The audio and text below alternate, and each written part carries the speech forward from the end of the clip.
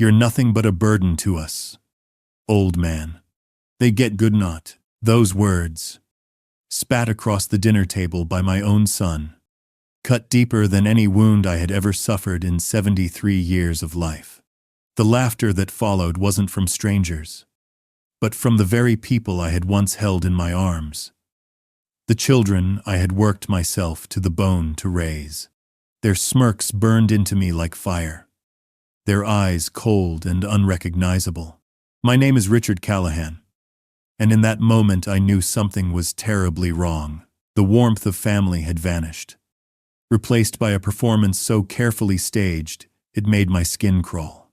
My daughter leaned closer, her perfume sweet but suffocating, her fingers curling around my wrist with a grip that felt more like possession than affection. Don't take it so personally, Dad, she whispered. You'll understand soon. Say, understand what? That my life's sacrifices, my wife's deathbed promises, our family's traditions, all of it had been reduced to numbers in their eyes. That the only value left in me was the balance of my accounts and the deed to my house. I tried to steady my breathing, to calm the storm boiling inside me. But then, as I reached for my glass, my phone buzzed in my pocket. A message. No name. No explanation. Just 6 words that turned my blood to ice. Leave now. Don't trust them tonight. The fork slipped from my hand, clattering against the plate.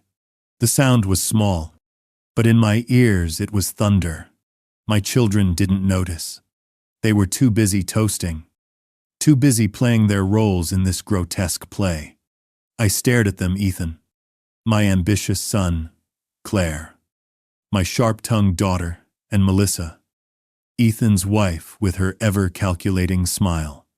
I searched their faces for traces of the love I once believed unshakable. But all I saw was hunger, a hunger that had nothing to do with food. And for the first time in my life, I wondered if the people sitting across from me were not my family at all, but strangers wearing the faces of the children I had raised. My name is Richard Callahan. I am 73 years old, and most days, I feel like I am living in the ruins of a life that used to mean something. Before my wife passed away 3 years ago, this house was alive. Every room carried her voice, her laughter, the clatter of her cooking in the kitchen, the soft humming she did when she ironed clothes in the living room. When Margaret was alive, even silence felt warm. After she died, silence became a monster that swallowed me whole. We had been married for 48 years. We raised 2 children together, Ethan and Claire. When Margaret was first diagnosed with ovarian cancer, she looked at me with those clear green eyes of hers and said, "Promise me one thing, Richard. Promise me you'll never let the kids drift away. Promise me our family will stay strong." I promised. I meant every word. But promises are easy when you don't know how fragile everything really is.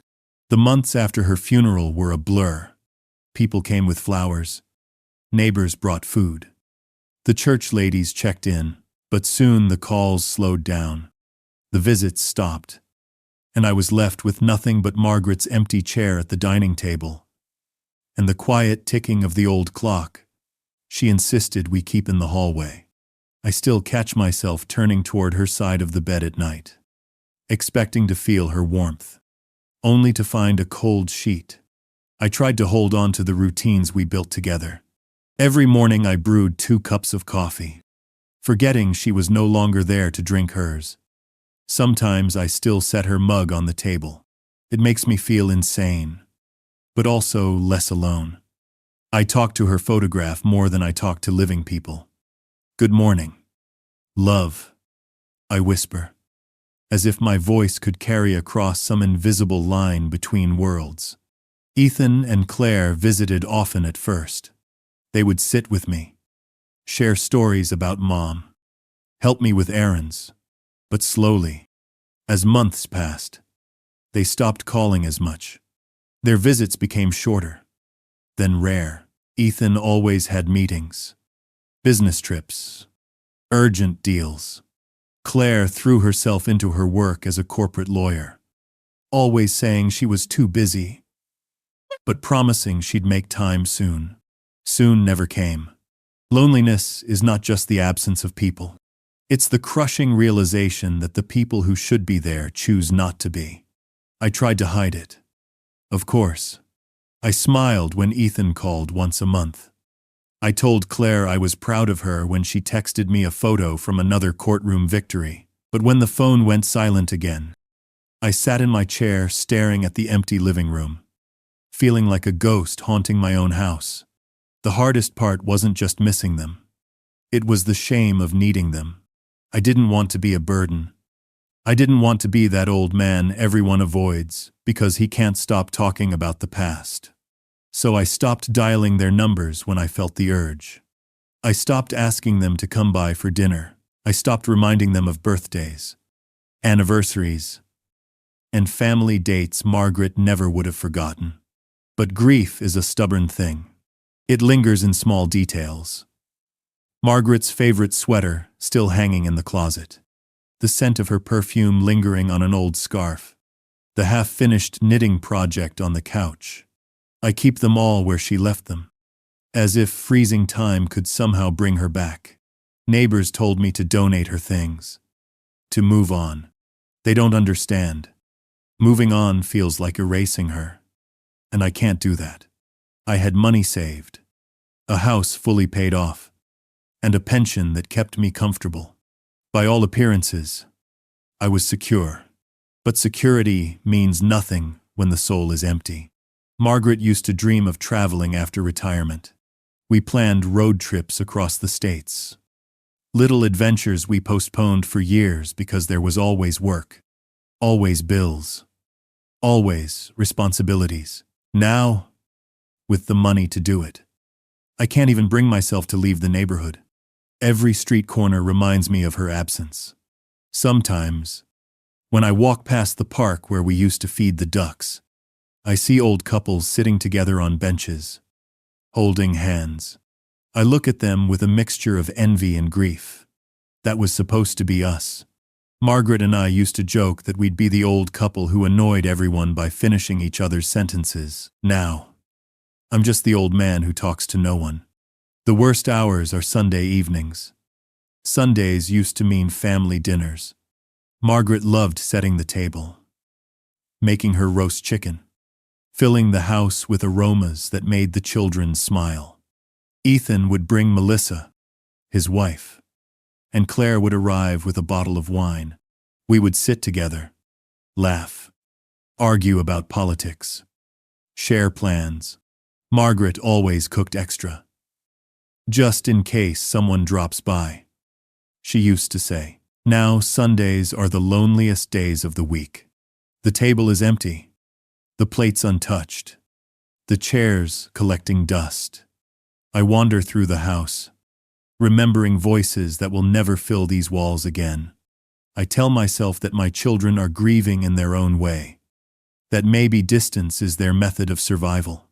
But sometimes, late at night, I wonder if they've already replaced me in their lives. If I've become an afterthought, just another obligation they'll face once I'm gone." The thought stings more than the cancer that took Margaret away. I never imagined my golden years would feel like this. Alone in a quiet house, waiting for calls that never come. Surrounded by memories too heavy to carry, and too precious to let go. The first year after Margaret died, Ethan and Claire still called on Sundays. 20 minutes on speaker while they folded laundry or drove to the store. I wrote down little things to ask about. New clients, a conference in Dallas, Melissa's fitness plan. I wanted them to know I remembered. Small fractures appeared. Ethan forgot my birthday. He texted the next morning. "Been slammed. Sorry." I typed that it was all right, deleted it, and sent a thumbs up instead. Claire missed Thanksgiving because a case ran late. She sent a photo of a takeout box and wrote rain check. The house smelled like nothing that day. I ate soup over the sink and went to bed early. I tried to adjust. I learned to text with 2 fingers. I sent photos of the tomatoes in the yard, the ones Margaret planted before she got sick. Ethan replied with an emoji and no words. Claire sent a heart. Not one message asked, "When can we come by?" When Ethan did visit, Melissa came and steered the conversation. She talked about market timing and private clubs and plans that were about to happen. She put her hand on my arm and called me Dad, in a voice that felt sweet and far away. Ethan checked his watch. Claire would stop in for 20 minutes on her way to the airport and keep her coat on. Warnings came, and I looked away. One afternoon I fainted in the kitchen. I woke on the floor to the smell of burned toast. I called Ethan. No answer. I left a message. I called Claire. She told me to drink water and rest. She had a hearing in 10 minutes. I said I was fine even as the room tilted. I drove myself to urgent care. The nurse asked if anyone could pick me up. I said I would be fine and walked home slow. On Sundays, I kept setting the table for 4. Forks, plates, cloth napkins Margaret liked. I told myself it was practice, that the chairs would be filled again. I roasted chicken the way she did. The skin never crisped right. I ate 1 plate and threw the rest away. Money slid into our talks the way cold air creeps under a door. Ethan mentioned an exciting project. Just a short bridge loan. Dad, Claire asked about my retirement accounts and if anyone had reviewed the beneficiaries. She said it was responsible to plan ahead. I agreed because it sounded reasonable. Also because saying no to your children hurts. I helped a few times. A check to cover a rent gap while Ethan waited on a bonus. Another when Claire said a client payment was late and she had to float expenses.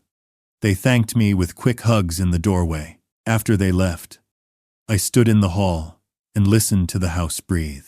Families help each other. I told myself, Margaret would have wanted that. The 2nd year passed. Calls turned into texts. Texts turned into silence. At Christmas, we did not open presents by the tree. We met at a restaurant. The server cleared plates while we were still chewing because another reservation was waiting.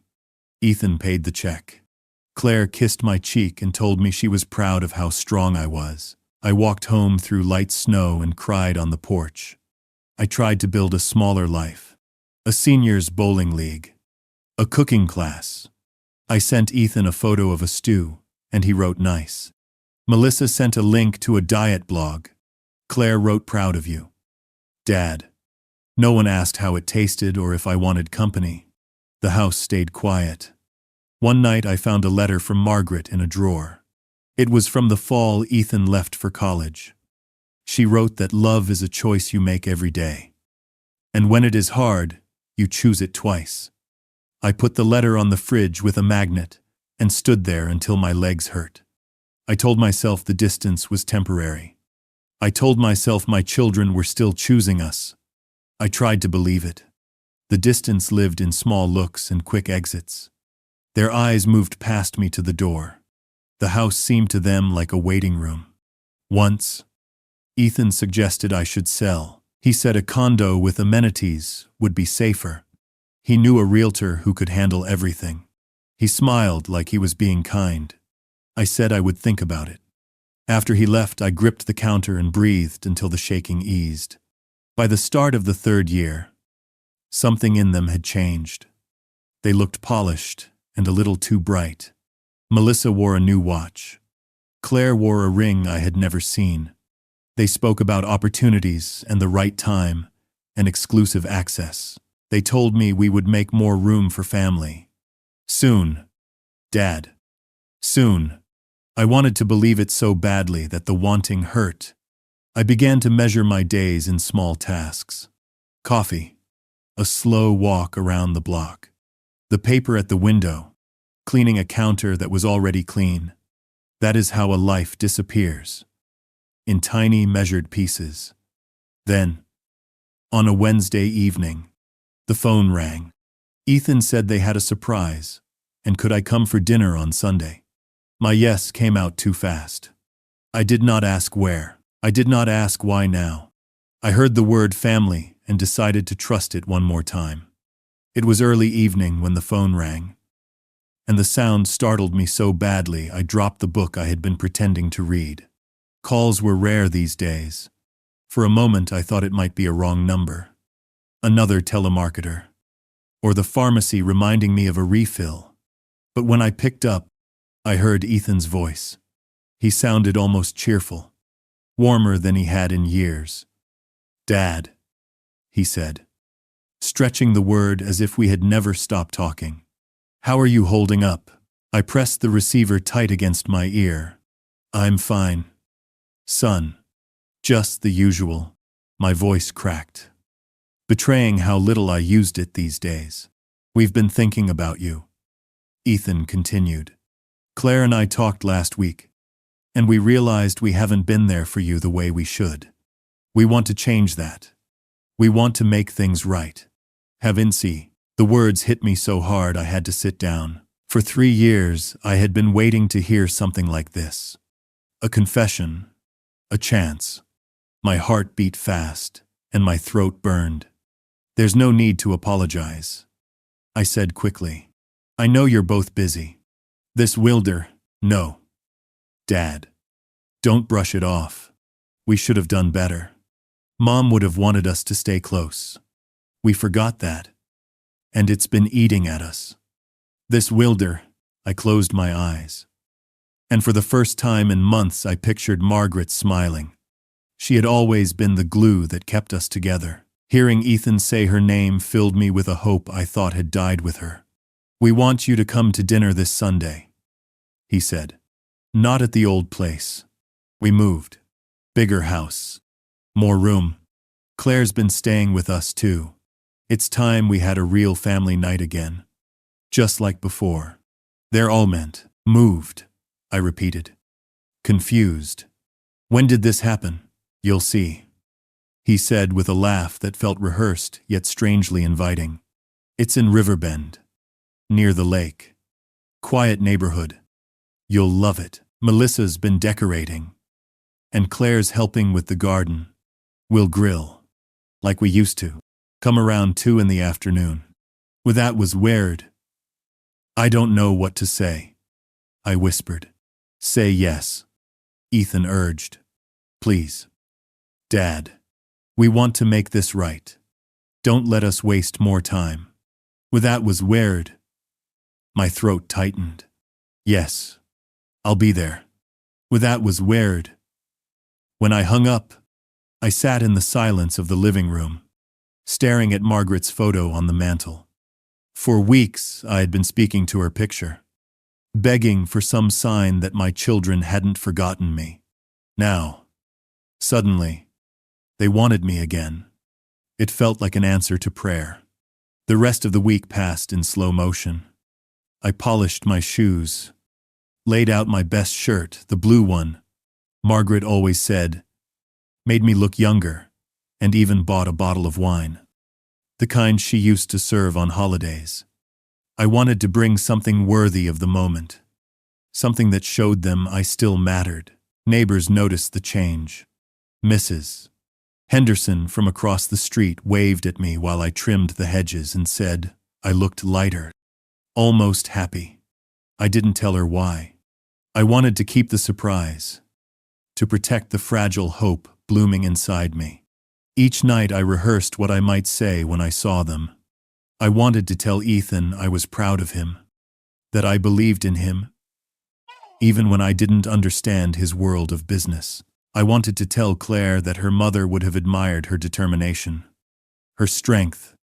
I wanted to tell Melissa that I hoped she felt like part of this family, not just a guest. Most of all, I wanted to tell them I loved them, even through the distance, even through the silence. I wanted to remind them of Sunday dinners, of laughter around the table, of Margaret's roast chicken and apple pie. I wanted to believe we could go back, even if just a little. By Saturday night, I could barely sleep. I lay awake, imagining the house, the food, The sound of voices filling the emptiness again. Margaret's face hovered in my mind. Her eyes sparkling the way they did when she believed something good was coming. I prayed she was right. Sunday morning arrived clear and bright. The kind of day Margaret used to say was made for family. I dressed carefully, checked my reflection twice, and held the bottle of wine as if it were a gift to her memory. When I locked the front door and stepped into the sunlight, my heart was lighter than it had been in years. For the first time since her death, I felt a reason to look forward. My children wanted me back. Or at least, that's what I believed. Riverbend looked like a postcard. The street curved toward a quiet lake. Maples shaded neat lawns. A dog barked once and then stopped, as if the whole place was trained to be polite. I followed Ethan's directions with both hands tight on the wheel, left at the boathouse, up the small hill, past the stone wall with the iron letters. When I turned into their block, the houses grew larger and brighter, with wide glass and pale stone that caught the afternoon sun. Their address sat at the very end. A black gate slid open as my car rolled close. I pulled in and stared. The house was not just new. It was grand. 3 levels of limestone, a balcony with iron railings, a front door the color of warm honey. A fountain lifted water into the air and let it fall with a soft hiss. I checked the number on my phone again to be sure. The gate closed behind me with a gentle hum. I parked by a perfect hedge and shut off the engine. For a moment I sat still and breathed. I felt the same tightness I had felt outside Margaret's hospital room when I lied to myself that things would be fine. I picked up the bottle of wine and stepped out into clean, cold air. I had not even reached the top step when the front door opened. A tall woman in a navy dress waited there with a measured smile. "Good afternoon, Mr. Callahan," she said. "Please come in. I am Elena. I help with the house." "Thank you," I answered, trying to hide my surprise. I had never pictured my son with staff.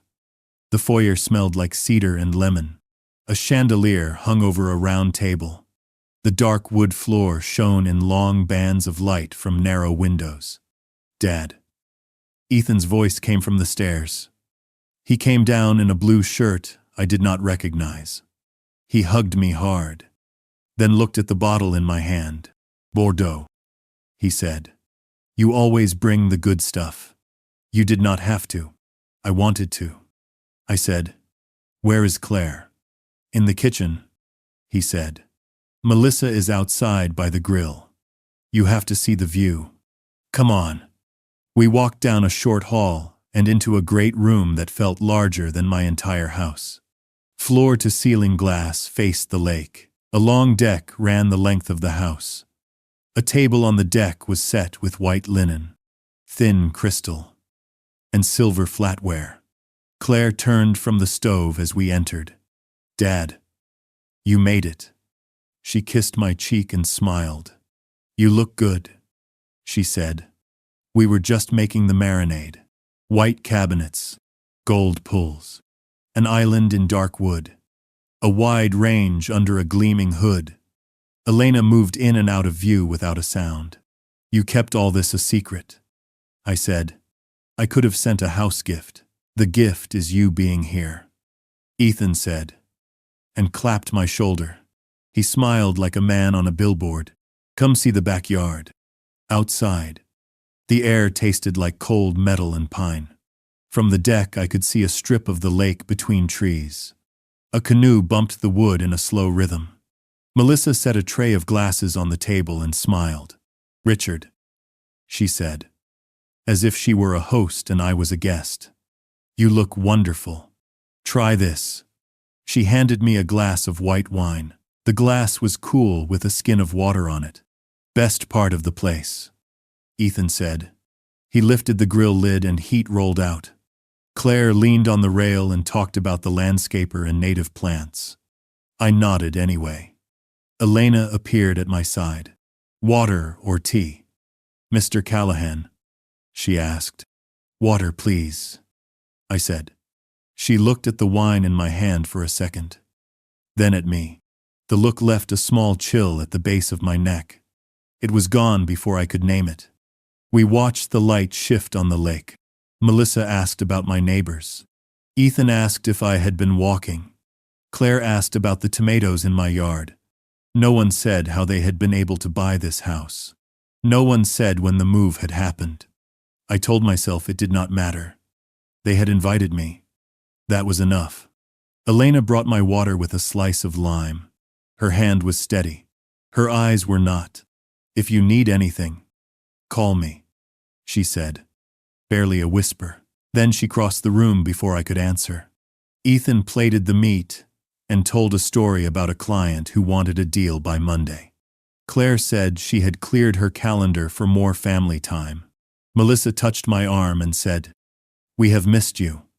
I felt heat rise in my throat and blinked fast so I would not cry. A car rolled into the driveway beside the house. Black paint, dark windows. It stopped by the garage. I glanced at it. Claire saw me look and smiled too quickly. "Delivery," she said. "We order things because the stores are far." Her voice was smooth. I nodded and tried to believe it. The sun sank and the deck lights came on. The lake turned silver. The canoe tapped the dock. Tap, tap. I lifted my glass of water. "To family," I said. "To a new start."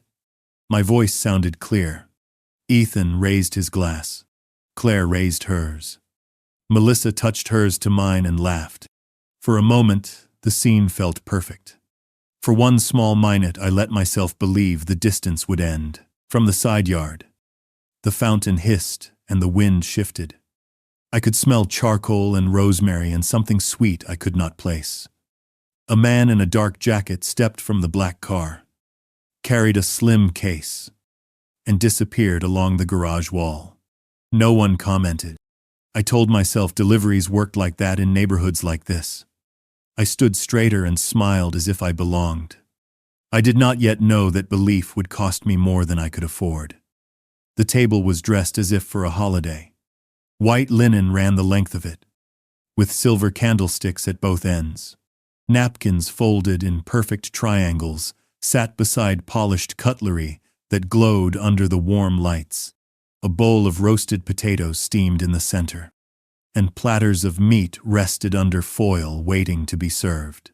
Melissa walked behind each chair like a hostess in a fine restaurant, making sure glasses were filled. "Sit at the head, Dad," Ethan said, pulling out the chair for me. "This is your night." And welcoming this, I eased into the seat, feeling the wood firm against my back. It should have felt like honor, but something about the formality unsettled me. We had never been a family of ceremony. Margaret used to laugh when napkins didn't match, or when gravy spilled over the edge of the bowl. That was the warmth of family. Messy, unplanned, real. This table felt staged, like a play where I wasn't sure of my lines. Still, I smiled. Claire sat on my left, Ethan on my right, and Melissa opposite me. Elena slipped into the background, moving silently between kitchen and deck. She placed dishes with care, her eyes flicking toward me and then down again. Ethan raised his glass first. "To family," he said with bright conviction. "To second chances and new beginnings. It's one messes." We clinked glasses. I lifted mine but only touched the rim to my lips. The wine was cool, but I tasted nothing. I was too busy watching their faces. Claire leaned in, her hair falling across her shoulder. "You look good, Dad. Healthier. Are you walking more?" "Yes," I answered, trying to keep up with the doctor's orders. "I am." Melissa's smile widened. "That's wonderful. We want you around for a long time." "I am." Her tone was light, almost too light. I forced myself to chuckle. "I plan to be. Don't worry about that." "I am." Plates were passed. Meat, potatoes, green beans dressed in butter. The flavors were strong, well prepared. But the food turned to paste in my mouth. I chewed and nodded at the right moments, grateful for the sound of cutlery scraping against china, so I didn't have to fill the silence with words. "Do you remember?" Ethan began. "Those summer cookouts, when Mom would set up the old grill in the backyard?" "Of course," I said. "She'd burn the hot dogs on purpose because you liked them that way." "See, Greft and me," he laughed. And for a fleeting second, I saw the boy he used to be. Then his eyes darted to Melissa, and the softness vanished. She reached over and brushed his arm, her ring catching the light. Claire poured herself more wine and turned to me. "Dad, do you ever think about selling the house? It must feel too big for you alone." "And," I set down my fork, "it's where your mother and I built our lives. Every wall has her in it. I couldn't just leave." "And," her lips curved in a practiced smile. "Of course. I just thought maybe it would be easier. Less to worry about." "Thank you, shouldn't I?" Melissa jumped in. "You could be closer to us. Imagine living in a place like this, with people around, with help when you need it." "Thank you, shouldn't I?" I nodded politely, but my chest tightened. I wanted to change the subject. "The view here is beautiful. Margaret always dreamed of living near water." "Thank you, shouldn't I?" Ethan leaned back in his chair. "And now you can enjoy it with us. This is your home too. Dad, you'll see." "Think you seein'?" The words should have soothed me, but they felt heavy, weighted with something unspoken. As dessert was served, apple tart with cream, I caught Elena watching me from the doorway. Her face was unreadable, but her eyes held a flicker of warning, like a candle trembling before it goes out. When she noticed my gaze, she turned quickly and vanished back into the kitchen. Laughter circled the table. Claire told a story from her office. Melissa teased Ethan about his cooking skills, and Ethan raised his glass again. "We're building something lasting here," he said. "Something Mom would have been proud of." And way that was nothing. I forced myself to smile. But beneath the warmth of their voices, I felt a hollow echo. This reunion was not about love, not about family. It was about something else. I didn't yet know what. But the air was thick with it, pressing down on me with every passing minute. Chapter 7. Subtle pressure. We lingered at the table while the lake turned dark. Coffee came in thin cups. Melissa refilled glasses with a steady hand. Ethan kept the talk light at first. Sports. A neighbor with a loud boat. Then his voice softened. "Dad, there is something we wanted to run by you." I set the cup down. "Go ahead. It is nothing big," he said. "Just some housekeeping. Claire and I have been going through our own paperwork. Wills, beneficiaries, emergency contacts. It made us think about you." Claire folded her napkin in a neat square. "We were wrong to let this slide," she said. "If anything happened, we would not know where to begin. Your accounts, the house, your insurance. We want to help. It would give us peace of mind. Your mother and I made a will," I said, "years ago. Split between you both. The house stays with me until I am gone. The lawyer has the papers." "That is good," Melissa said, "but a will can be slow. Courts, delays. We have a family friend who handles trusts. Faster, cleaner. You stay in control while you are alive. One meeting, and it is done." I nodded as if I understood. "I am fine with what we have." "Of course," Ethan said. "No pressure." He reached for a leather folder beside his chair. "But while you are here, we could at least review your accounts. Make sure beneficiaries are up to date. Banks make mistakes." Claire slid a pen toward me. It stopped by my plate. "Doctors also ask for a durable power of attorney." she said. If you are ever in the hospital and cannot sign, it is only a safety net. I forced a small smile. I am not planning on any hospital stays. No one plans them. Melissa said, think of it like a seat belt. Elena brought a small plate of cookies, set one by my hand, and met my eyes for a second. Eat something, sir, she said softly. Then she moved away. I took a bite. Ethan opened the folder. Inside were tabs. Accounts. Property. Health. A blank form lay on top with lines for my full name. My social security number. My bank branch. My palms grew damp. We can fill this later, Ethan said, just to save you a trip. Nolan will swing by to witness. He is our advisor. Very discreet. Nolan. I repeated. He, the man with the case. Ethan glanced toward the garage side door. He arrived early. He did not want to interrupt dinner. Claire leaned close. Dad, this is not about money for us. It is about safety. Scams are everywhere. Seniors get targeted. We want guardrails around you. I bristled and tried to hide it. I pay my bills on time. I have never fallen for a scam, which is why we do this now. Melissa said, proactive. We can consolidate your accounts at one bank. North Shore has a concierge desk for families. If anyone tries to move money, they call us first. I looked at the window and watched the water turn black. I heard Margaret in my head. Do not sign what you do not understand. Richard. Sleep on it. What about the safe deposit key? Claire asked gently. Do you still keep it at the house? Birth certificates. The deed. Mom's jewelry. We should store it here. We have a fire safe. It would be safer. Your mother asked me to keep those things close. I said, of course. Claire answered quickly. We can talk later. Ethan closed the folder and tapped it with his finger. No rush.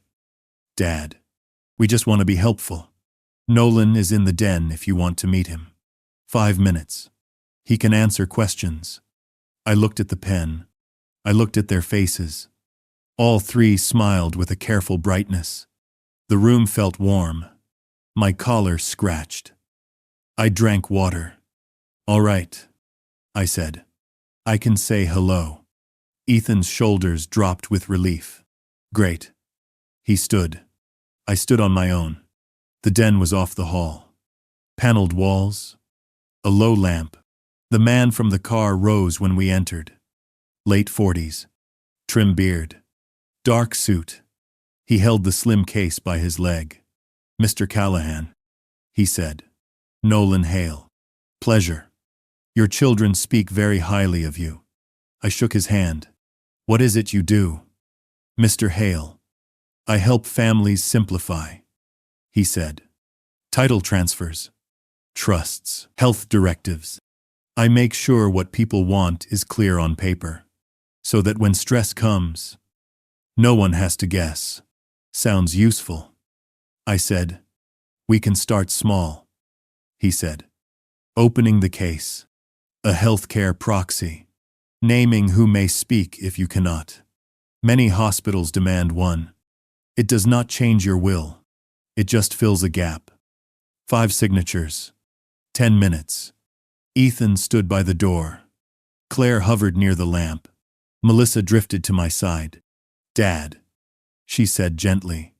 Let us be the people who help you. Let us carry something for you for once. The pen lay ready. Nolan set a thin stack on the desk. I read the first page. Appointing agent. Access to records.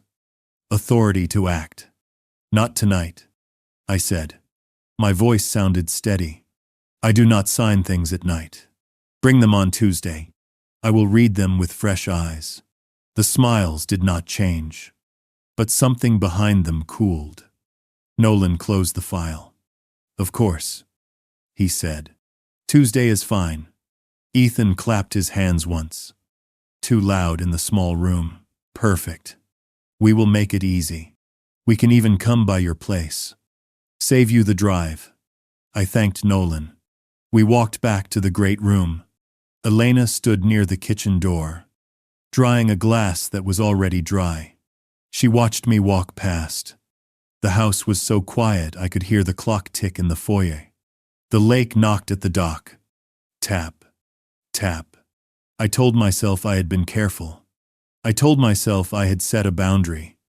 Yet a thin line of fear tugged at me and would not let go. After dinner, the house grew quiet. Claire gathered plates. Melissa lit candles in the living room. And Ethan slipped away to make a call. I stayed seated, staring at the folder Nolan had left on the desk. Still smelling the ink of papers I refused to sign. My hands trembled slightly as I folded my napkin, trying to convince myself I had imagined the unease gnawing at me. Elena reappeared with a tray of coffee. She set a cup in front of me, then bent close enough that only I could hear. "Don't drink it," she whispered. Her eyes darted toward the kitchen, then back to me. "Trust me, please. And then the dreams of there." The words shocked me. I looked down at the cup, black coffee, steaming. Nothing unusual. "Why?" I murmured. Her hand tightened on the tray. "Just don't. I'll explain later. And then the dreams of there." Before I could answer, Claire breezed in with a forced smile. "Dad, let's move to the living room. We hardly get time like this together anymore." She slid her arm through mine and guided me to the sofa near the fireplace. The flames crackled, throwing shadows across the polished floor. Melissa handed me another glass of wine. I hesitated, then set it down untouched. "Dad," Ethan said as he re-entered, "we've been thinking. You shouldn't be alone in that old house. It isn't safe. We'd feel better if you stayed here with us for a while, just until we figure out what's next." "It matter," Melissa chimed in. "You'd have your own suite, no more chores. No worries about falling or forgetting your medication." In the selfing in the left with a one dot in, I bristled. "I don't forget my medication, and my house is fine." In the selfing in the left with a one dot in, Claire leaned forward, her voice soft but firm. "We're not saying you can't manage. We're saying you deserve comfort. We can take care of things. You only need to relax." In the selfing in the left with a one dot in, her words wrapped around me like chains disguised as silk. My throat tightened. Margaret's voice echoed in my memory. "Don't let anyone make you small." "Richard, I appreciate the offer," I said carefully, "but I'll keep my independence." "Crusty. What in one?" The siblings exchanged quick glances. The smiles stayed, but their eyes hardened. A flicker of irritation breaking through the charm. Elena entered again, this time with a plate of fruit. She set it down and whispered as she leaned near me. "Meet me in the pantry. 2 minutes. Alone." "Crusty. What in one?" I nodded almost imperceptibly. The moment I excused myself, I slipped into the narrow hallway and found the pantry door ajar. Elena waited inside, her face pale under the fluorescent light. "Mr. Callahan," she said quickly, "you cannot trust them. This dinner, this talk of comfort, it's a trap. The grass." My stomach dropped. "What are you saying?" "They brought Nolan here for a reason. I heard them before you arrived. They plan to get your signature tonight, or by force if they must. If you resist," they talked about stronger methods, medicine, pills that would keep you quiet long enough to finish the transfer. "A to prive." I stared at her, horrified. "That's my family. My own children." "A to prive." Her eyes glistened. "I know. I've seen greed twist people before. But this is worse. You must be careful. Don't eat or drink anything they hand you. Don't sign. I'll help you. But you must act soon. And kicks. My knees weakened. I gripped the pantry shelf to stay upright. Why are you telling me this? Why risk yourself? She hesitated, then whispered. Because I watched my own father fall into the same trap years ago. I couldn't save him. I won't let it happen again. They on sames. Footsteps echoed down the hall. She straightened, pressed the fruit bowl into my hands, and said louder, Here you are, sir. Fresh grapes. Just how you like them. They on sames. Claire appeared in the doorway, eyes narrowing. Everything all right? Yes, I said quickly. Elena was just being kind. They on sames. Back in the living room. The air felt heavier. Every glance from my children sharper, more calculating. I sat with the fruit bowl in my lap, pretending calm while dread coiled in my chest. For the first time that night, I truly believed I might not make it out of that house alive. I kept my eyes on the fruit bowl and tried to look calm. My heart thudded in my throat. I needed to leave without a scene. I set the bowl down and stood. Bathroom, I said. Be right back. No one stopped me. I moved down the hall at an even pace. The door to the pantry stood open a finger's width. Elena waited inside with a folded dish towel in her hands. Left at the laundry room, she whispered. Service door by the utility sink. It opens to a narrow path. The gate sensor is on the brick post outside. Press and keep walking. Do not look back. What about my car? I asked. Leave it, she said. I will tell them you felt dizzy and went to sit on the deck. You have 5 minutes, maybe less. I wanted to thank her, but she lifted the towel to hide her mouth. Footsteps moved in the great room. Voices rose and fell. I crossed to the laundry room in 3 slow steps and slipped through. The service door was heavy and quiet. Cold air met me like a slap. The path hugged the garage wall. The fountain hissed on my left. A hedge blocked the view from the deck. I moved along the stone until I reached the post. A small metal button sat under the cap. I pressed it. The gate at the drive began to slide. The motor hummed. A car door opened behind the garage. A low male voice. I ducked behind the hedge. The man with the case stepped into view and looked toward the deck. He held a phone to his ear. He said a name I did not know and laughed. Soft and thin. The gate kept moving. I waited until the hum drowned the sound of my breath. When the opening was wide enough for a person, I slipped through the side gap and onto the drive. I did not run. Running would draw the eye. I walked with purpose toward the street, hands steady at my sides. The air held the first bite of night. A boat engine sounded far off on the lake. At the curb, I turned right and kept going. The stone wall hid the house. My legs felt hollow. I did not stop until I reached the corner with the iron letters. I took out my phone. No signal. I moved 2 houses farther. 2 bars returned. I called a cab company I still had saved from years ago. Pickup, I said. Corner of Willow and Ridge. Please hurry. 10 minutes. The dispatcher said. I stood under a streetlight and tried not to shake. A jogger passed with earbuds in. A dog barked once and went quiet. Headlights appeared and slowed. The taxi was old. The driver was older. He rolled down the window. You, Richard? He asked. Yes, I said, and got in. Police precinct. Please. Nearest one. You got it, he said. Long day. Longest in a while, I said. He nodded. We drove past calm houses and perfect lawns. My hands would not warm. I kept seeing Elena's eyes. Brave. Afraid. The cab turned onto a wider road. A brick building with a flag came into view.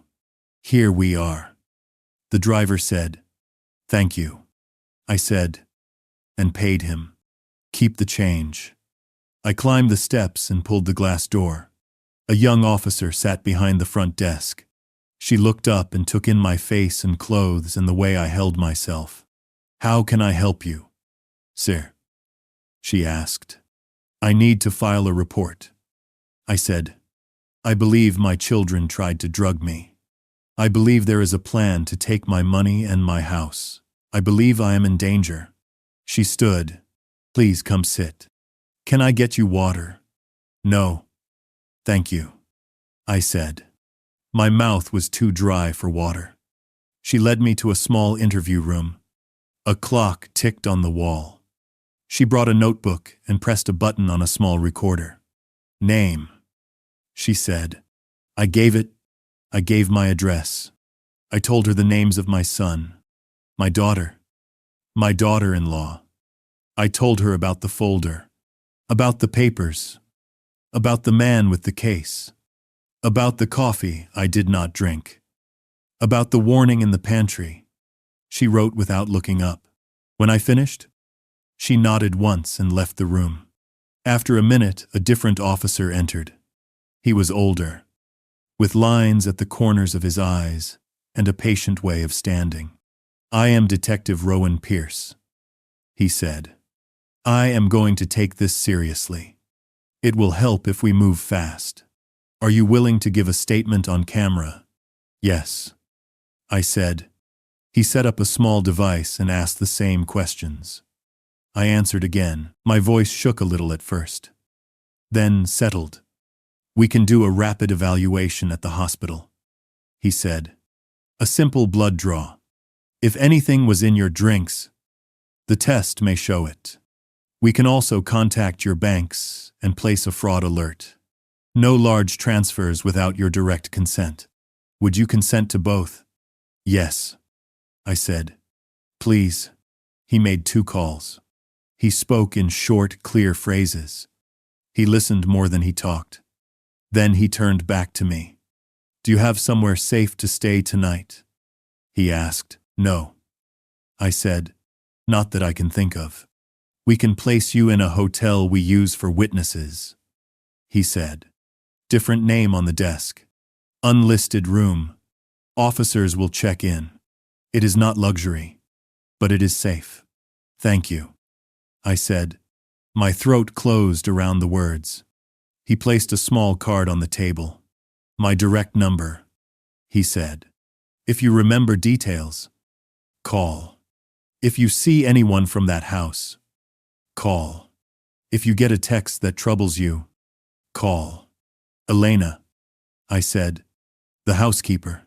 She is brave. I am worried they may blame her. We will send a car to check on her," he said. "We will be careful. If she is willing to speak, we will protect her. Officer Morales will drive you to the hospital," he added. "After the draw, she will take you to the hotel. I will start the paperwork for the alerts. Tomorrow we can talk about your next steps. Do not go back to that house. Do not answer calls from unknown numbers. Do you understand?" "I understand," I said. He looked at me for a long second. "I am sorry," he said. "This is hard. But you did the right thing by leaving." I stood and the room swayed. I placed my hand on the table until it stopped. Officer Morales appeared in the doorway. She had kind eyes and a steady voice. "Ready, Mr. Callahan?" she asked. "Yes," I said. In the car, city lights blurred and sharpened in turns. I watched them pass and felt a grief I could not name. My children had invited me to dinner. I had gone with hope. I was going to a hospital with a police escort. At the emergency desk, they took my name and the detective's card. A nurse led me to a small chair and wrapped a band around my arm. "Little pinch," she said. It was. She labeled the vials and carried them away. I sat in the quiet and listened to the soft rhythm of machines behind a curtain. I tried not to cry. I failed. I wiped my face and sat up straight when Morales returned. "We are all set," she said. "Let us get you to the hotel." We drove through streets I did not know. The hotel was plain and clean. The clerk gave Morales a key and did not ask for mine. The room smelled like soap. A small card on the nightstand said, "Welcome." Morales held the door a moment longer. "Lock it, please," she said. "Use the latch. I am parked out front for the next hour. If you need anything, call me or call the desk and they will ring me." "Thank you," I said again. She nodded and left. I locked the door. I set my phone on the table and sat on the bed without turning down the cover. The silence was deep. I looked at the ceiling and whispered to Margaret that I was safe for now. I told her about the woman who had warned me. I told her about the detective who listened. I told her I did not know what tomorrow would bring. I closed my eyes and tried to sleep. The last sound I heard was the soft click of the heater coming on. I woke before sunrise. My body felt heavy, but my mind was clear. The hotel room hummed with the heater. The phone vibrated. It was Detective Rowan. "Good morning, Mr. Callahan," he said. "Are you able to come to the precinct?" "Yes," I said. "We have early results," he said. "The lab found lorazepam in your blood. Not a trace. A clear level. That supports your account. We will have a full report later. I want to discuss a plan. I can be there in 30 minutes. Officer Morales drove me. Rowan met us in a small room with 2 officers. A map of Riverbend sat on the table. A small black device rested beside it. "This is a recorder," Rowan said. "It looks like a shirt button. It sends audio to a car outside. We will also record on the device. If you agree, we ask you to return to the house today. We want them to speak. We want them to mention drugs and documents. We want intent on tape. You want me to go back there?" "Yes," he said. "I will not push you. It is your choice. But this is the fastest way to end it. They are desperate. They will talk if they think they are close. What if they try to give me a drink? Elena can help," he said. "We reached her last night. She will keep food and drink away from you. She will signal us if anything goes wrong. We will have eyes on the house. 2 cars on the street. 1 team at the back. You will not be alone. What do you need me to say?" "Be yourself," Rowan said. "Tell them you felt sick. Say the hospital blamed a mix of wine and your blood pressure pills. Say you want peace. Then ask simple questions. Who is Nolan? What are these forms? Why today?" Let them fill the silence. "What is the code word?" I asked. "Magnet," he said. "Use it in a sentence that makes sense. If you say it twice, the team enters at once." I nodded. "I can do that." Rowan placed a card in front of me. "We placed alerts on your accounts. No transfers will clear without a call to you and to us. Your house title is flagged. Your safe deposit box is flagged. You are protected for now. Thank you," I said. He slid the map closer. "We will mic you here. Then we will drive you to Riverbend. You will walk to the door on your own. If they ask about your car, say it would not start. Keep your phone on you. Do not hand it to anyone. If they reach for your pocket, step back and ask for the bathroom. Then use the word." "All right," I said. "I will go." He called Elena on speaker. She answered at once. "I am here," she said. "Is he safe?" "I am fine," I said. "Thank you for last night. We will do this carefully." Rowan told her. "Keep him away from drinks. Get them talking. If you hear the word magnet, step out of the room." "I understand," she said. "There is one more thing. Nolan asked Ethan to prepare a new draft. It is on the office desk. It gives Ethan full control. If Mr. Callahan asks to read it aloud, Ethan will try to rush him. If he resists, they will call it confusion and push for signing."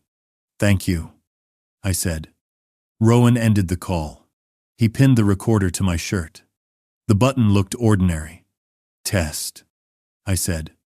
Can you hear me? Clear. An officer said. Rowan walked me through the path again. He gave me a simple list in large print. Do not eat. Do not drink. Ask simple questions. Do not argue. Use the word if you feel unsafe. We left just after noon. The day was bright and cold. Morales drove. Rowan sat beside her and reviewed the plan. We parked 2 blocks from the house. Another unmarked car waited by the iron letters. Are you ready? Rowan asked. No, I said, but I will do it anyway. You are doing the right thing, he said. I stepped out and began to walk.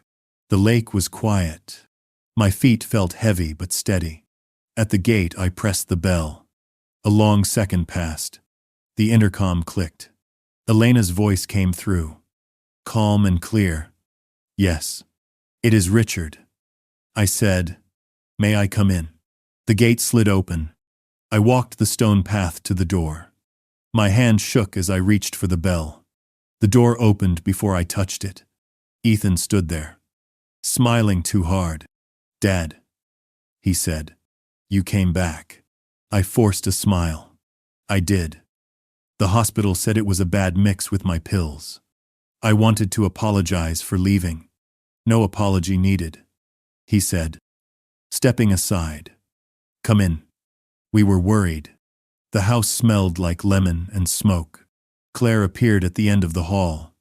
Melissa came from the kitchen with a glass in her hand. Water, she said. You must be thirsty. Not yet, I said. Maybe later. First, I want to read those forms again. Out loud this time. I want to be sure my head is clear. I am a slow reader. I may need a magnet for my glasses. Rowan's voice crackled faint in my ear. We hear you. You are doing well. Ethan lifted his chin. Of course, he said. The den is ready. Nolan is waiting. I followed him down the hall. The button on my chest felt like a live thing. I thought of the life I wanted to keep. I stepped into the den and took a seat by the desk. The pages waited there in a neat stack. I set my hands on the wood to hide the tremor and looked at my son. Let us go through it, I said, slowly. Together. Nolan stood by the window with his case open. He turned when I entered and gave me the same polite smile as before. Claire hovered near the bookshelf. Melissa took a chair against the wall. Ethan closed the door and stayed by it, as if he were the usher of a private performance. Let us start simple, Nolan said. Healthcare proxy. Then, power of attorney. Then irrevocable trust. Clean structure. No surprises. I lifted the first page. The letters looked bigger than I remembered. I read aloud slowly, tracing with my finger. Appointing agent. Authority to access records. To consent to treatment. To refuse. I paused. Who is the primary agent? I asked. Ethan. Nolan said smoothly. With Claire as alternate. Sensible. Immediate family. I turned to the signature lines. Ethan's name sat where mine should have sat in other years of my life. I did not sign. Next page. I said. Durable power of attorney. I read. Authority to deposit. Withdraw. Transfer. Sell. Retitle. Open and close accounts. I looked up. All this would be active the moment I sign. Correct. Nolan said. It prevents gaps in an emergency. And if I never have an emergency, then nothing changes. He said. It is a seatbelt. I set the page down and lifted the trust draft. The paper was heavy and cold. I read the title twice. Callahan Family Living Trust. I read the clause that named a trustee. It did not name me. Why is Ethan listed as trustee? I asked. Nolan's smile faltered for the first time. Because you indicated fatigue with administrative tasks, he said. The trustee handles paperwork at your direction. I do not recall indicating that. I said, we discussed it yesterday. Ethan said quickly. You said you hated forms. I said I could help. I kept my voice even. Read me Article 4. Nolan cleared his throat. Trustee powers. Banking. Real property. Investment authority. Read it aloud. I said, every word. He did. His voice was steady until he reached the lines that allowed the trustee to distribute assets without my consent if he believed it was in the best interest of the trust. My stomach turned. Is this what you call simple? I asked. Dad. Ethan said, sounding wounded. We are just trying to protect you. From what? I asked. From my own name on my own accounts. You are being unkind. Claire said softly. Look at yourself. You left last night without a word. You mixed pills and wine. You were confused. We are scared. Elena's voice drifted from the doorway. Mr. Callahan. Would you like tea? Not now. Elena. Ethan snapped without turning. Shut the door, please. She did not move. I am sorry. Mr. Ethan. She said. Mr. Callahan asked me to stay where he could see me. I looked at her. Thank you. I said. Then I faced my children. I came here to understand. So help me. Why today? Why all at once? Because time is not on our side. Melissa said. The cheer in her voice was gone. There are deadlines. There are consequences for missing them. Whose deadlines? I asked. Ours. Ethan said. His jaw worked. People we owe are not patient. We thought we could fix it. We could not. We need liquidity now. Nolan shifted his weight. He closed the case halfway as if he wanted to erase it from the room. Ethan's eyes flicked to him and back to me. You were going to drug me again, I said. Last night. If I would not sign. Claire flinched. No one was going to hurt you, she said. Hurt is not only fists. I said. Hurt can be inside a glass. Be honest. Silence pressed on the den. Outside. The lake tapped the dock. Melissa folded her hands and stared at them as if they might supply the right answer. Ethan took a slow breath. We needed you calm. He said. You get stubborn when you are scared. We wanted to avoid a fight. That is all. And if I refused again, I asked. His eyes slid to the window. We cannot refuse the people we owe. He said. The words sounded like he was reciting from a script. They will come here. They will not care that you are our father. And so you chose me. I said. Your solution was me. It was not like that. Claire said. Tears. Brightening her voice. It started smaller. One loan. One investment that would fix the last one. Then we were too deep. Ethan said we could handle it. Melissa said we would time the market. I believed them because I wanted to. I did not see a way out. There is always a way that is not this. I said, say it. Elena whispered. So low I almost missed it. Say the word. Ethan must have felt the shift in the room. He stepped closer to the desk and placed both hands on it. Sign the power of attorney, he said. Right now. Please. We will make transfers, and you will not even feel the change. You will keep your house. We will fix everything. We swear. Where does the money go? I asked. Bridge accounts. Nolan said too quickly. Temporary routing to satisfy obligations. To whom? I asked. Nolan did not answer. Ethan did. People who will not wait. He said. Men who stand on docks at night and talk about making examples. I am not exaggerating. I thought of Margaret's letter on my fridge. Love is a choice you make every day. When it is hard, you choose it twice. I felt something inside me lift its head and stand. Then listen to me. I said, I am choosing love that looks like truth. I am choosing it twice. I will not sign. Melissa rose halfway from her chair. Richard. Please. No. I said. Calm and plain. And I will not drink or eat. And I will not be moved while confused. I will read. I will sleep. I will decide in the daylight. Those are the rules for my life. They have kept me safe for 73 years. Ethan's mask cracked. His voice sharpened. You do not understand what we are facing. I understand this. I said. My body. My name. My signature. My home. Mine. Nolan straightened. Mr. Callahan, he said carefully. Refusal will escalate risk. For everyone. Then let risk come to me in daylight and tell me its terms. I said. Not in a glass. Not in a pen. Not in a whisper. Ethan slammed his palm on the desk. You stubborn old man. There it was at last. The voice that had opened this whole story. I kept my own voice even.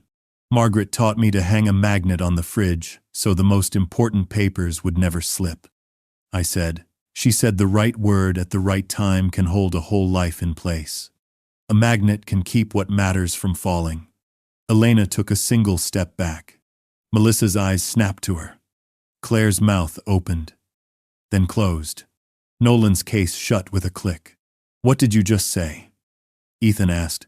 I rose. My knees did not wobble.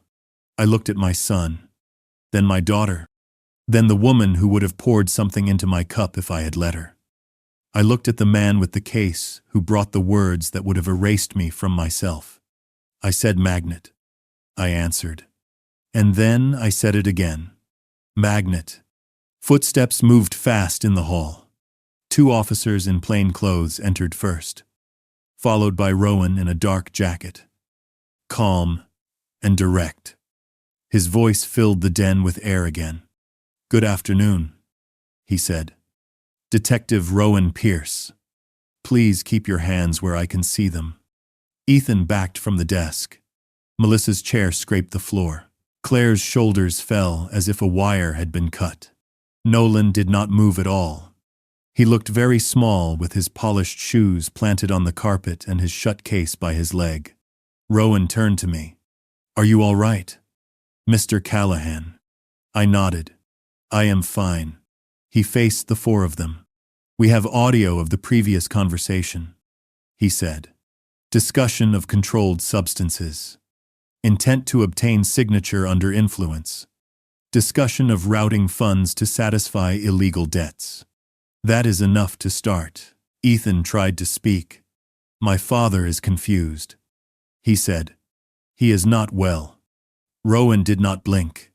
Then you will have no objection to the hospital blood work he took last night and this morning, he said.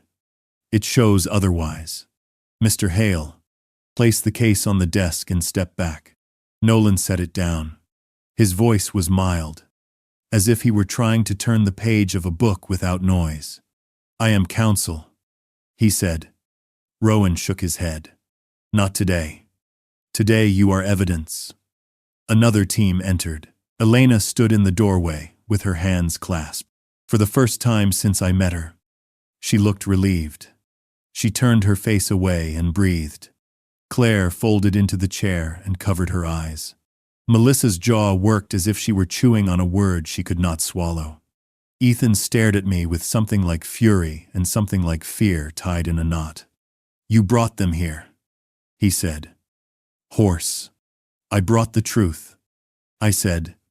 It arrived on time. Rowan gave the formal words. You have the right to remain silent. Anything you say can and will be used in court. Melissa began to cry, quiet tears that made no sound. Nolan asked for a phone call. Claire whispered. I am sorry. Without looking up. Ethan said nothing at all. Rowan nodded to Elena. Thank you. Ma'am, he said. Your warning last night saved a life. She shook her head. He saved his own life, she said. I only held the door. When they led my children down the hall, Ethan stopped and turned. For a heartbeat, he looked like the boy who once sprayed the garden hose and laughed when it arced over the lawn. Then the look was gone. The officers guided him forward. The front door closed. The house settled into a quiet that sounded like a held breath finally released. Rowan touched my arm. Sit if you need to, he said. I stayed standing. I put my palm on the desk to feel the grain, to feel something solid under my hand. Elena stepped closer and passed me a glass of plain water. My fingers were steady when I took it.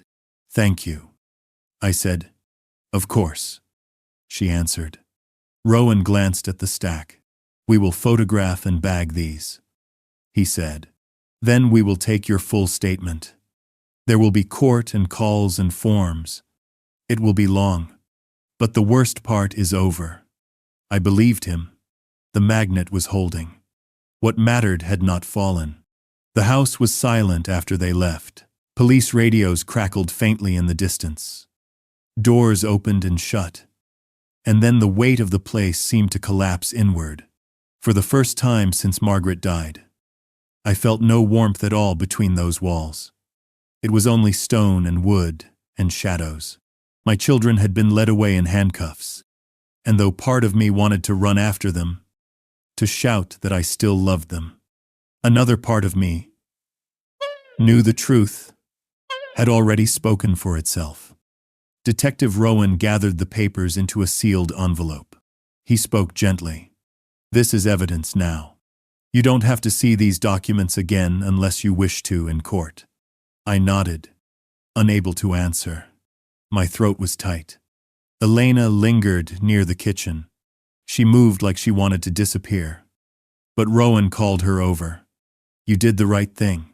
Without you, this man might not be standing here, fighting gone. Her eyes lowered. I only gave a warning. He found the courage himself. Fighting gone. I met her gaze. No, you gave me enough light to see. That saved me. Head was not with. Later that night, the precinct arranged for me to return to the hotel. I couldn't go back to my own house yet. Rowan said it was safer to remain off the radar while the investigation widened. The hotel room was small, beige, and unremarkable, but it felt like a refuge. Elena came to the desk the following morning with her little daughter, a shy girl with curls and wide brown eyes named Sophia. She had been dismissed from her job once the arrests were made. I don't know where to go, Elena confessed. I've been working for families like that my whole life. But after last night, I can't step into another house with those kinds of people. Not for a long time. He would like Faith. I looked at the child clinging to her hand, and something cracked inside me. For years, I had begged for family and been ignored. Now, here stood someone who had risked herself to keep me alive. With a child who needed safety. Stay with me, I heard myself say. At least until you find your footing. I have more space than I know what to do with. He was the note of bidding. Tears filled her eyes. But she nodded. That afternoon, I signed temporary guardianship papers for her to join me in the hotel under my care until proper housing could be arranged. The officers approved it. Rowan said it might even strengthen the case, proving Elena had no selfish motive in protecting me. Days turned into weeks. The trial was scheduled, and my name appeared in bold print on the witness list. Reporters left messages I ignored. Ethan, Claire, and Melissa were denied bail due to the severity of the charges. Fraud, conspiracy, attempted administration of a controlled substance. Their lawyers painted them as desperate but not malicious. I would let the courts decide. I could not be both father and judge. In the meantime, I learned the rhythms of sharing space with Elena and Sophia. In the mornings, Sophia would crawl onto the hotel bed with crayons, spreading colors across paper, while Elena brewed weak coffee. Sometimes she'd look up at me and ask small questions. Do you have grandchildren? Do you like pancakes? Do you know how to whistle? Each question was a bandage on the raw parts of me. One evening, Elena confessed her fear. I've never had a safe home to offer her. Always moving. Always serving others. Add new visit. Going min. You gave her safety when you warned me. I replied. That tells me you'll give her more than enough. Another redder. Together we found a rental house on the outskirts of town. Modest. Nothing like Riverbend. But warm. I helped them move in, carrying boxes while Sophia skipped ahead with her dolls. It felt almost holy, lifting those boxes as though they were bricks. Rebuilding something I thought I'd lost forever. When the trial finally came, I sat in the courtroom and spoke clearly. I told the judge what I had seen, what I had heard, what I had been asked to sign. I told them about the whispers in the pantry and the message on my phone that saved me. Ethan wouldn't look at me. Claire cried silently. Melissa stared at the table, her face pale as chalk. I didn't stay for sentencing. I only knew it would be years. Afterward, I returned to my empty house. Dust had gathered, but Margaret's sweater was still hanging where she'd left it. I stood in the hallway for a long time, then picked up her photo. We didn't lose everything, I whispered. Somehow, we found more. I would day on Sundays now. I drive to Elena's new place. Sophia sets the table with mismatched napkins, giggling when one falls to the floor. Elena cooks beans and rice, sometimes roast chicken when she can. The table is humble, but the laughter is unforced, the food real. I sit there and think of Margaret's wish, that our family would stay strong, maybe not the family by blood, but a family still. The newspapers call me the father who exposed a scheme. Strangers write letters saying I'm brave. I don't feel brave. I feel scarred and lucky. What matters is that the house is no longer silent. The world has voices in it again. And in those voices, I hear Margaret's echo, love chosen not once, but twice. I thought endings would be loud. Sirens, doors slamming, a judge's hammer. Instead, the end came quietly, like a breath leaving. Days after the trial, I sat at my kitchen table and realized the house did not scare me anymore. It was still full of Margaret, but the fear was gone. In its place was a plain truth. I am still here. I opened the windows and let air move through the rooms.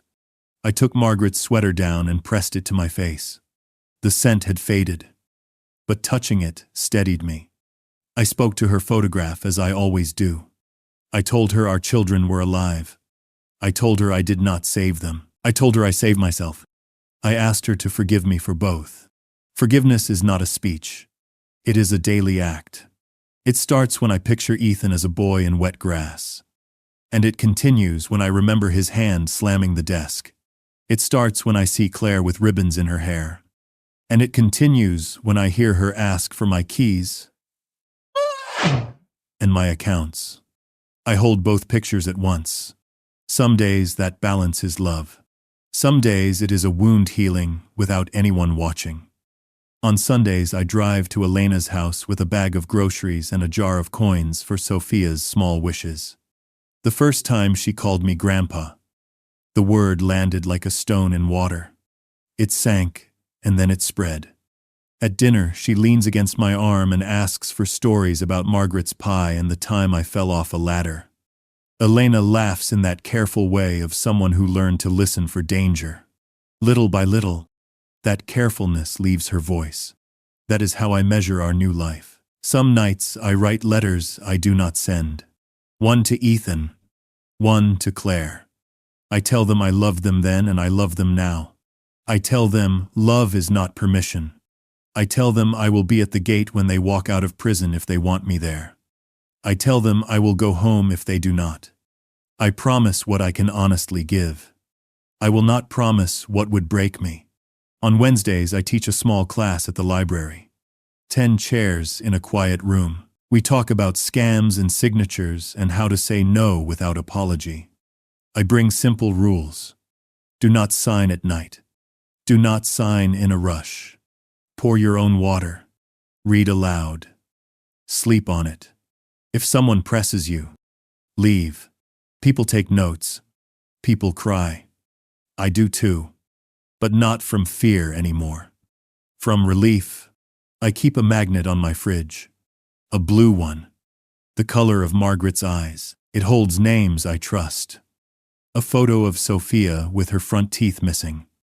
And a note from a woman in town who wrote, "Be gentle with yourself. You are doing something hard and you are doing it well." If my children ever listen to this, I want them to know love was never the problem. The problem was what they put above it. Money, fear, pride, fast answers. I am learning to forgive without pretending nothing happened. I still keep their baby photos in a drawer. I take them out on quiet nights and speak their names the way Margaret did. One evening, we went back to the lake. Elena packed sandwiches. Sophia carried breadcrumbs for a woman she never met. We sat on a public bench. The wind pushed little waves to the shore. Sophia fed the ducks and then leaned against my chest. "Are you happy now?" she asked. I thought about the word happy. I chose another word. "I am safe," I said. "And I am loved. That is enough." He's precious. The sky turned the color of a bruise that is healing. A canoe bumped the dock. Tap, tap. I closed my eyes and pictured Margaret's hands. Flour on her fingers. Reaching for mine. Somewhere in that sound I heard a promise I could keep. I would wake tomorrow and choose the kind of love that guards life. I would teach it. I would welcome it when it knocked. I walked home that night with the quiet inside me changed. Not the silence of a house after loss, but the calm of a place that has survived a storm and is standing still. At my door, I saw my reflection in the dark window. An old man. A father. A survivor. I put my key in the lock and did not feel alone.